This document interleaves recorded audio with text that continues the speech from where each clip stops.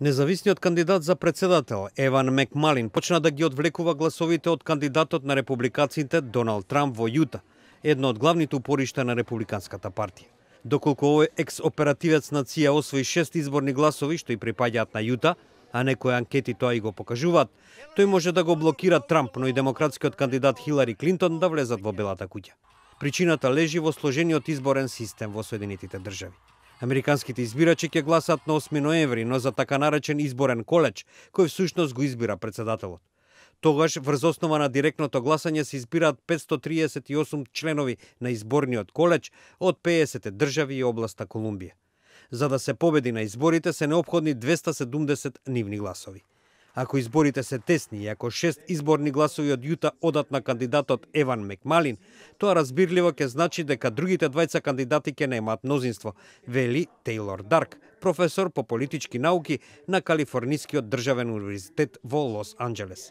For example, Hillary Clinton might come in at 269 and Trump at 263 and then 6 votes for McMullen.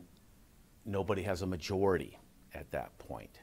And if nobody has a majority, then the race is thrown into the House of Representatives and a whole new process begins to determine who should be president. Представничкиот дом е контролиран од републиканската партија, но како што е познато, таа е поделена во врска со нејзиниот председателски кандидат Трамп. Непопуларноста на Трамп работи во моја корист, вели Макмалин, додавајќи.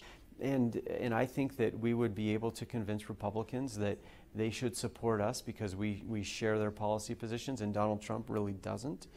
Но, иако анкетите покажуваат дека шансите на Макмалин за победа во Јута се добри, вториот фактор во равенката не му оди во прилог, а тоа се останатите изборни гласови кои се поделени речиси еднакво меѓу Трамп и Клинтон. Според анкетите за проектираните резултати, Клинтон го одржува водството во трката за победа на изборниот колеж.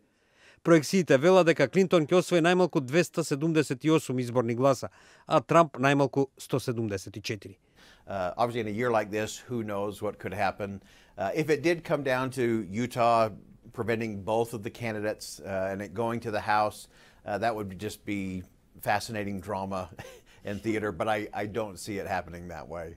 Вели Бојд Матесон, председател во институтот Сатерленд, наведувајќи дека сепак голем број републиканци во представничкиот дом ќе го поддржат нивниот кандидат Трамп. Последниот пат кога републикански председателски кандидат загуби во Јута беше убедливата изборна победа на демократскиот председателски кандидат Линдон Џонсон во 1964 година.